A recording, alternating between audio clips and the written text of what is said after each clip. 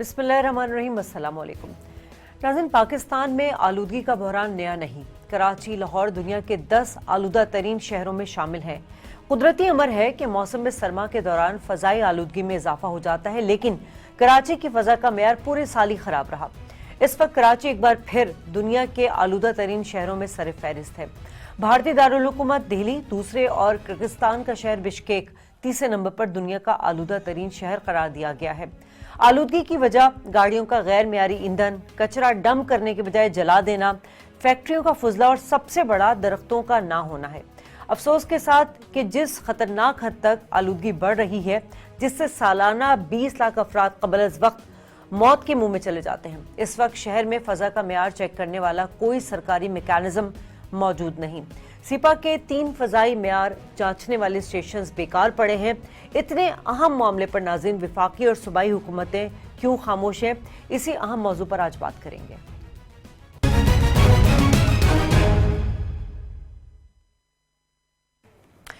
Welcome back नाज़रीन, programme का आगाज करूंगी। मेहमानों का तारुफ करा दूं। इस वक्त मेरे साथ मौजूद हैं जस्टिस रिटायर्ड अली अकबर कुरैशी साहब, chairman water and environmental commission Punjab से आपका ताल्लुक है।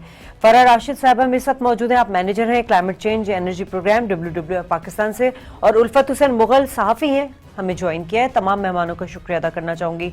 जस्टिस रिटायर्ड अली अकबर कुरैशी साहब, सबसे पहला सवाल ये है कि पाकिस्तान में अगर बात करें तो आलूदगी के हवाले से बहरान नया नहीं है, लेकिन सर ये बड़ी अलार्मिंग सिचुएशन है कि पाकिस्तान के 2 बड़े शहर जो हैं इस वक्त पोल्यूशन के हवाले से, फजाई आलूदगी के हवाले से 10 आलूदा तरीन शहरों में शामिल हो चुके हैं। सर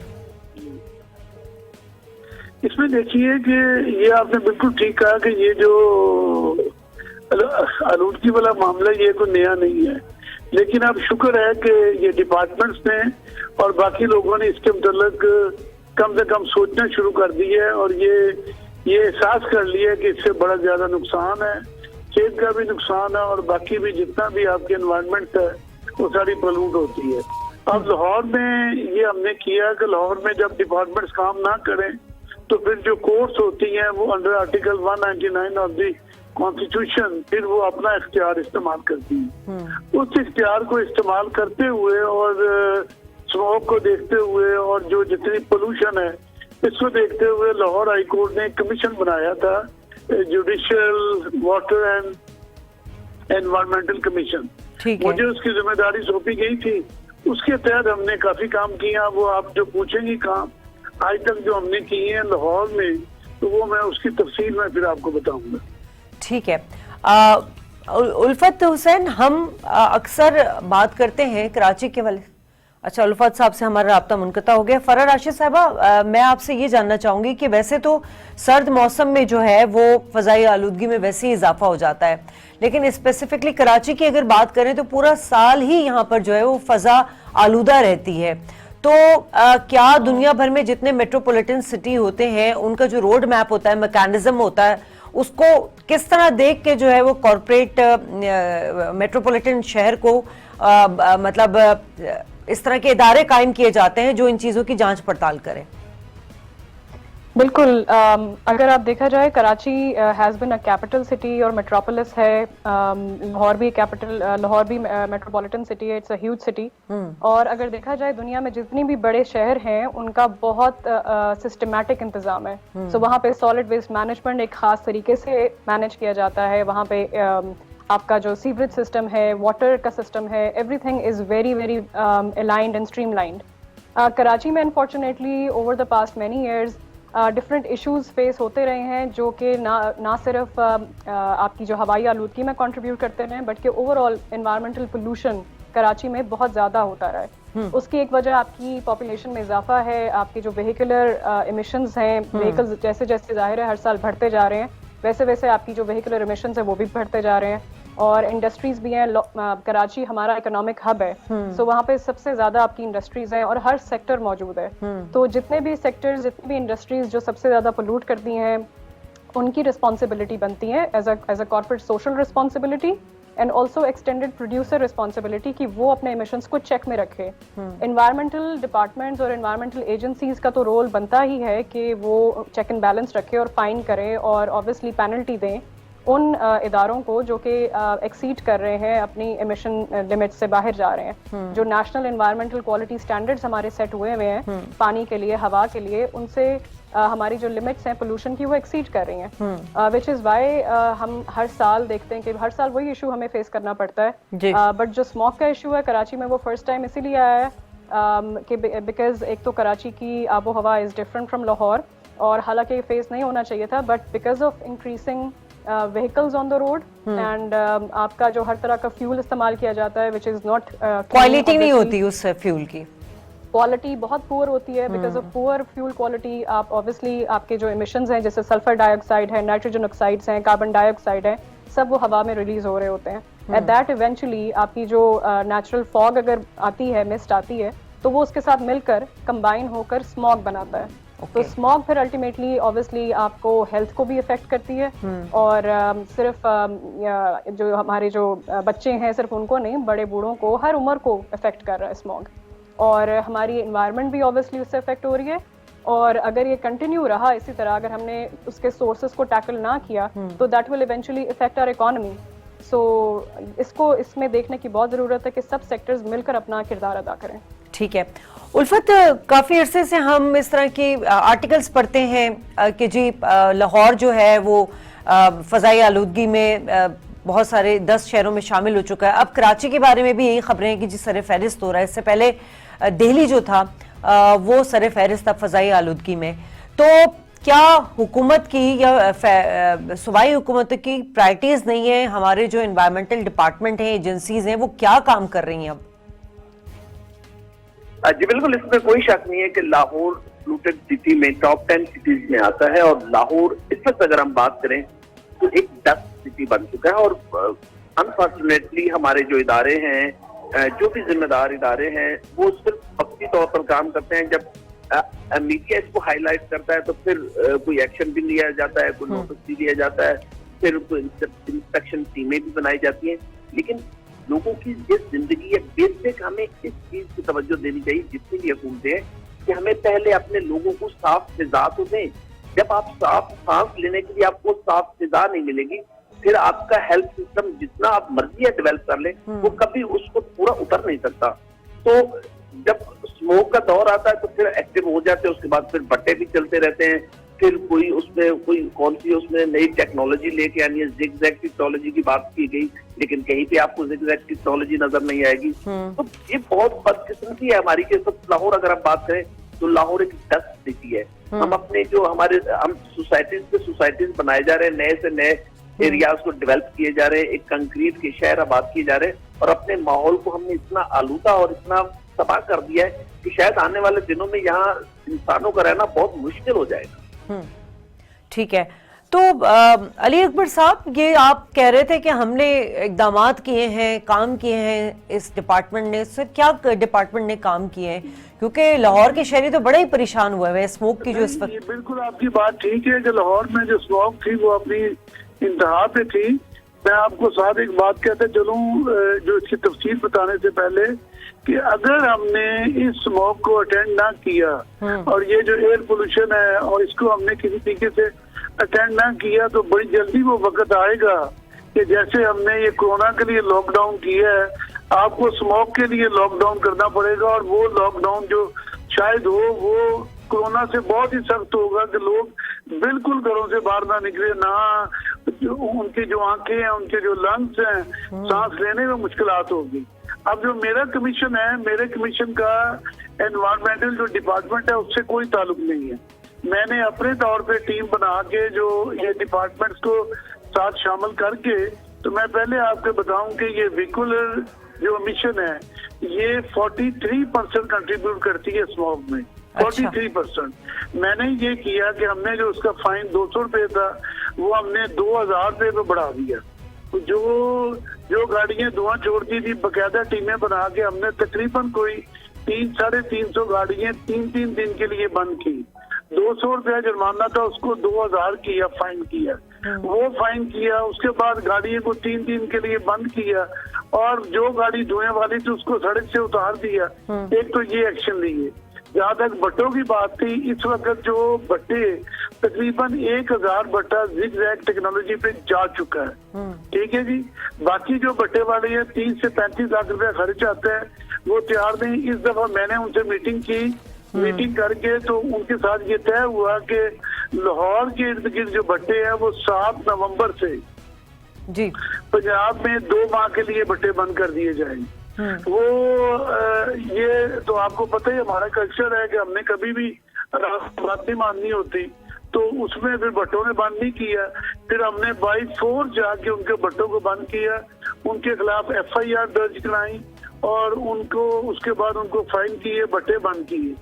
एक दूसरा काम हमने ये किया इसके अंदर कि यहाँ जितनी स्टील फर्नेसेस थी, स्टील फर्नेसेस बहुत ज्यादा इसमें कंट्रीब्यूट करती है धुआं, वो बकायदा जाके हमने सील की, उनके अंदर सरगर्बर लगवा रहे हैं, उनको सील किया है। सील करने के बाद दूसरा काम ये किया कि ये जो फसलों की बाकियात जलाते हैं, ये मैंने चीफ सेक्रेटरी से मीटिंग की, 2 मीटिंगें चीफ सेक्रेटरी से, उसमें कुछ 30 डिप्टी कमिश्नर शामिल थे, दूसरे लोग थे, जिसके लिए तकरीबन हमने 200-250 FIR काटी। उन लोगों के खिलाफ, वो जो किसान हैं जो बाकियात जलाते हैं, मैंने फॉरेन ऑफिस को लेटर लिखा कि इंडियन जो बॉर्डर है वहाँ के उसके साथ भी जो किसान है, इंडियन किसान है, वो भी बहुत ज्यादा आग लगाते हैं।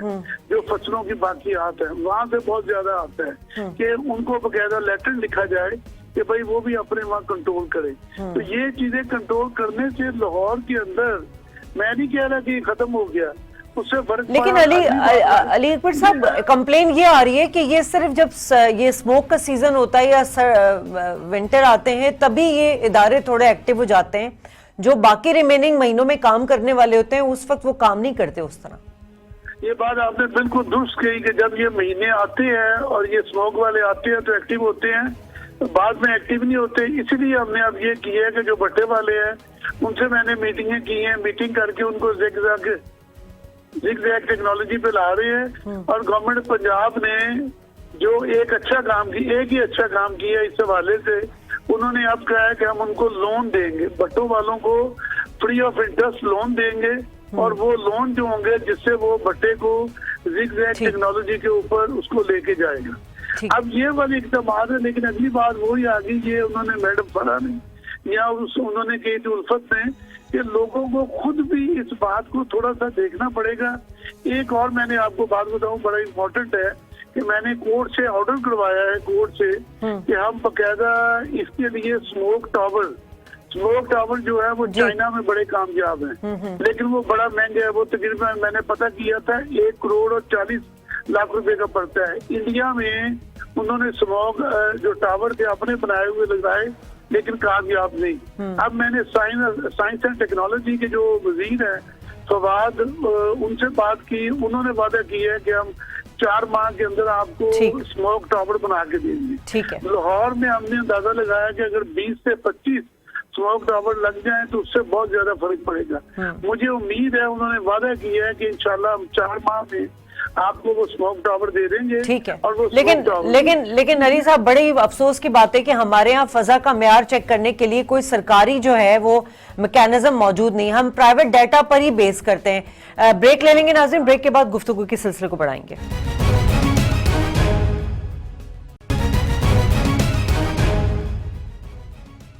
वेलकम बैक नाज़रीन। फरा, हम बात कर रहे थे कि हमारे यहाँ जो इदारे हैं वो कितने एक्टिव हैं। अब अफसोस की बात यह है कि तकरीबन 3 करोड़ की आबादी वाला ये शहर कराची, जो कि इकोनॉमी हब है, जहाँ पे हर तरह की इंडस्ट्रीज, हर तरह के सेक्टर्स यहाँ पर मौजूद हैं। हमारे यहाँ जो सिंध एनवायरमेंटल प्रोटेक्शन एजेंसी है, उसके 3 स्टेशन थे जो कि सुप्रीम कोर्ट के कहने पर एक्टिव हुए थे, लेकिन 2 साल से वो भी जो है बेकार ही पड़े हुए हैं। तो ये तो हमारी हुकूमत का अलमिया है, ये हमारे यहाँ फजाई आलूदगी को, यानी कि जिससे जो कि जैसे अभी मैंने एक सर्वे में पढ़ा था कि तकरीबन एनुअली जो है ये फजाई आलूदगी से 2 लाख अमवात होती हैं और कबल अज़ वक्त हो जाती हैं। इस सीरियसनेस को कोई भी नहीं देख रहा। ये बहुत बड़ा इशू है शाजिया, आप बिल्कुल सही कह रही हैं, और unfortunate, this is very unfortunate कि हमारे यहाँ जो एयर मॉनिटरिंग का आपके इक्विपमेंट होता है वो ही इंस्टॉल नहीं है at different places in the city. It's a huge city और हमारे यहाँ तो आई थिंक बहुत ज़्यादा मॉनिटर्स होने चाहिए जिससे एटलीस्ट हमें इतना तो पता चले वी कैन गेज कि हमारे यहाँ एयर क्वालिटी इंडेक्स क्या है। अभी तो लोगों को आई थिंक इंफॉर्मेशन के लिए रिलाई करना पड़ता है on monitors which have been installed by private sector and also बाकी के जो मॉनिटर्स हैं प्लस जो यूएस एम्बेसी के मॉनिटर्स हैं that is in 4 major cities, वो आपकी लाहौर, कराची, पेशावर और इस्लामाबाद में है। तो even when I was extracting data, मुझे ड्यूरिंग कोविड हमने इंफॉर्मेशन कलेक्ट करनी थी ऑन एयर क्वालिटी, तो I was completely helpless because we did not have enough data other than AQI और IQ एयर की जो वेबसाइट पे और उनकी ऐप पे डेटा अवेलेबल था और यूएस एम्बेसी की वेबसाइट पे अवेलेबल था। बट अनफॉर्चुनेटली जो हमारे एनवायरमेंट प्रोटेक्शन एजेंसीज के मॉनिटर्स हैं उनकी रीडिंग्स या तो अप टू द मार्क नहीं है और इंटरनेशनल स्टैंडर्ड के अकॉर्डिंगली नहीं है, so that is not reliable. So फिर हम वापस आ जाते हैं यूएस एम्बेसी के और जो हमारी इंटरनेशनल एजेंसीज हैं उनके मॉनिटर्स लगे हुए हैं, हम उनके डेटा पर रिलाई करते हैं, which should not be the case. Lahore और कराची जैसी जो बिग सिटीज हैं उसमें तो आपके कम से कम हर टाउन में एक मॉनिटरिंग यूनिट होना चाहिए ताकि एटलीस्ट हमें पता तो चले, 24 आवर्स की रीडिंग आए और उसके हिसाब से हम अंदाजा लगा सके कि कौन सा एरिया है जो हॉटस्पॉट है एयर पोल्यूशन का और उस पर ज्यादा फोकस करने की जरूरत है। और मैं एक पॉइंट पर फोकस करना चाहूंगी, जो स्मोक टावर्स का जिक्र कर रहे थे अली अकबर साहब, मेरे ख्याल में वो बिल्कुल इतना यूजफुल नहीं होगा as compare to other countries because हमारे यहाँ जो सोर्सेज ऑफ एयर पोल्यूशन है उनको टैकल करना जरूरी है। बिकॉज हमने लॉन्ग टर्म अगर मेजर्स के बारे में सोचेंगे तो फिर कहीं जाके हम एयर पोल्यूशन को और अल्टीमेटली स्मॉग को कंट्रोल कर सकेंगे। बिकॉज ये शॉर्ट टर्म सोल्यूशन है, अगर आपने ब्रिक किल्स बंद करवा दी तो वो शॉर्ट टर्म सोल्यूशन है, आप उनको जिगजैग पे कन्वर्ट कराएंगे वो लॉन्ग टर्म सोल्यूशन होगा बिकॉज वो एक इमिशन कंट्रोल टेक्नोलॉजी पे स्विच करेंगे। सो इसी तरह इंडस्ट्रीज अगर वो लगाती हैं इमिशंस कंट्रोल टेक्नोलॉजी तो वो एक आपका लॉन्ग टर्म सोल्यूशन है। सो हमें लॉन्ग टर्म सोल्यूशंस भी इम्प्लीमेंट करने पड़ेंगे। हमारी स्मॉग पॉलिसी जो 2017 में आई थी, अगर हम उसी की एग्जीक्यूशन पर प्रॉपर फोकस करें तो मेरे ख्याल में जो एयर पोल्यूशन का इशू है वो काफी हद तक हम कंट्रोल कर चुके होते हैं इन 3 सालों में। बट अनफॉर्चुनेटली उस पॉलिसी को लेटर एंड स्पिरिट में इम्प्लीमेंट नहीं किया गया। ठीक है, सो ये कुछ फैक्टर्स हैं जिनको कंसिडर करना चाहिए। उल्फत, जिसका जिक्र कर रही हैं फरा के एयर इसकी पॉलिसी जो आई थी 2017 में, उसकी एग्जीक्यूशन अभी तक नहीं हुई है। तो बहैसियत देखें, इदारे तो अपना काम कर रहे हैं लेकिन मीडिया का एक रोल है हर लिहाज से पब्लिक अवेयरनेस के लिए। जिस तरह हमने कोरोना में बात की कि बार बार हैम्बरिंग की है, तो ये जो इतना सीरियस नोट पे ये चली गई ये बात कि कराची जो है वो नंबर 1 सिटी बन गया है फजाई आलूदगी के हवाले से, बहैसियत मीडिया हमें क्या किरदार अदा करना चाहिए? जी बिल्कुल, बहैसियत मीडिया हम तो अपना किरदार अदा कर रहे हैं और अल्हम्दुलिल्लाह हम अपना किरदार अदा कर रहे हैं। और मैं आपको बिल्कुल खराज तहसीन पेश करता हूं कि आपने आजकल सियासी माहौल बड़ा गर्म है, हर बंदे की कोशिश होती है कि वो सियासी प्रोग्राम करे, रेटिंग ले, लेकिन आपने इंसानों की बात की, अपने नाजरीन के लिए आपने आवाज उठाई ताकि हम उनकी जिंदगियों को बेहतर बना सके, वो अच्छा सांस ले सके, उनके लिए अच्छी फिजा होगी तो वो अच्छा सांस लेंगे। मैं अली अकबर साहब की बात सुन रहा था तो पिछले दिनों में इस्लामाबाद से आ रहा था तो मोटरवे के साथ साथ मैं चल रहा था तो वहां पे भट्टे काम कर रहे थे, कोई जिगजैग टेक्नोलॉजी वहां पे नहीं लगी हुई थी। अभी आप अगर वाघा बॉर्डर लाहौर के बिल्कुल करीब में है, वहां पे चले जाएं, जितने भट्टे हैं कहीं पे कोई जिगजैग टेक्नोलॉजी नहीं है। तो मेरे ख्याल में हमें बहसियत और जो ये जो फसलें जलाई जाती हैं, जो उसकी बाकियात जलाई जाती हैं, जो भट्टे हैं, ये एक फैक्टर है। इसके अलावा बहुत सारे फैक्टर है। ट्रैफिक हमारा सबसे बड़ा फैक्टर है। आप देखें कोरोना के दिनों में जब लॉकडाउन लगा हुआ था, ट्रैफिक आपकी फजा कितनी सेहतमंद हो गई थी, बिल्कुल पोल्यूशन खत्म हो गया, हमारे बीमार लोग ठीक हो गए थे। तो हमें तनकीद के अलावा हम तनकीद बहुत कर लेते हैं, हमें तनकीद करनी भी सबसे ज्यादा आती है, हमें सजेशन देनी चाहिए, हमें अपने लोगों में शऊर उजागर करना चाहिए कि हम एक एक शहरी जो है वो अगर अपनी जिम्मेदारी अदा करे और वो अपनी जिम्मेदारी से अदा करे, उसके घर में जो बूढ़े माँ बाप बैठे हैं वो खूबसूरत और आसानी से सांस ले सके। अगर मैं अपना अच्छा किरदार अदा करूंगा, माहौल को मैं अच्छा करूंगा, तो मेरे लोग अच्छे तरीके से, मेरे बहन भाई, मेरे बच्चे, मेरे माँ बाप आसानी से सांस ले सकेंगे। अगर मेरा किरदार ठीक नहीं होगा तो फिर यकीनन मसाइल होंगे और उसके लिए हुकूमत को भी अपना किरदार अदा करना चाहिए। हमें जो सिविल सोसाइटी, हुकूमत अपना किरदार कहाँ अदा करी? उल्फत, आपको भी पता है इस वक्त जो सियासी ब्लेम गेम चल रहा है, जो तमाशे चल रहे हैं, मतलब और दीगर इतने अहम इश्यूज हैं, उस पे ना हुकूमत तवज्जो दे रही है ना ऑपोजिशन। अब ऑपोजिशन पर किरदार अदा करे, लेकिन तनकीद वहां पर करे जहां हुकूमत की डायरेक्शन। अब ये कि सिलेक्टेड और इन्हीं चीजों पे तो हमारी गवर्नमेंट का फोकस हो गया और हमारी ऑपोजिशन का फोकस हो गया। माजरत के साथ यहाँ सारे सिलेक्टेड आते हैं। ये कोई कहे ना कि कोई एक तो अपनी हिस्ट्री दिखाए कि वो कहाँ से ग्रास रूट लेवल को उठ के यहाँ पे आया था, तो ये बात ठीक नहीं है। हमें इस और हमारी कौम भी, हम लोग भी ठीक नहीं है, इंतहाई माजरत के साथ कि हम भी जिंदाबाद और मुर्दाबाद में लगे रहते हैं। हम ये नहीं देखते कि कौन है जो हमारे लिए अच्छी बात कर रहा है, कौन है जो आगे कदम बढ़ा रहा है कि हमारे माहौल को, हम अपने माहौल को बेहतर करें, अपने माहौल को साफ करें। जिंदाबाद मुर्दाबाद से हम निकलेंगे तो लोग काम करेंगे। जब हमें इससे फुर्सत नहीं है तो सियासतदान को क्या जरूरत पड़ी है कि वो इन चक्रों में पड़े। और जो वजीर माहौलियात साहब है वो क्या कर रहे हैं? वो भी इन्हीं चक्रों में लगे हुए। अपोजिशन पे तनकीद करो। अब असल में हम अपना काम, कोई भी अपना काम नहीं कर रहा। अगर हम अपना काम करें तो मेरे ख्याल में अगर दुनिया के दीगर ममालिक जो है वो अपने लोगों को अच्छा माहौल दे सकते हैं तो हम क्यों नहीं दे सकते। हमने 70 सालों में बहुत कुछ हासिल किया अल्हम्दुलिल्लाह। ये दुनिया का वाहिद मुल्क है, तो वाहिद इस्लामिक मुल्क है जो एटमी पावर जिसने अपने आप को बनाया। स्टील मिल हमारे पास है, बड़े बड़े इदारे हमने बनाए, अचीवमेंट है हमारी। लेकिन अगर हम चाहें, हमारी हुकूमत चाहे, हमारे लोग चाहे, तो हम अभी भी ये कर सकते हैं और महीनों में कर सकते हैं। ये कोई सालों का प्रोजेक्ट नहीं है कि आप सालों में अपने माहौल को ठीक करेंगे। या दुनिया में लोहे की इंडस्ट्री नहीं है, बिल्कुल लाहौर में है, जहाँ पे हम टायर जलाते हैं, हम प्लास्टिक के शूज इवन जलाए जाते हैं।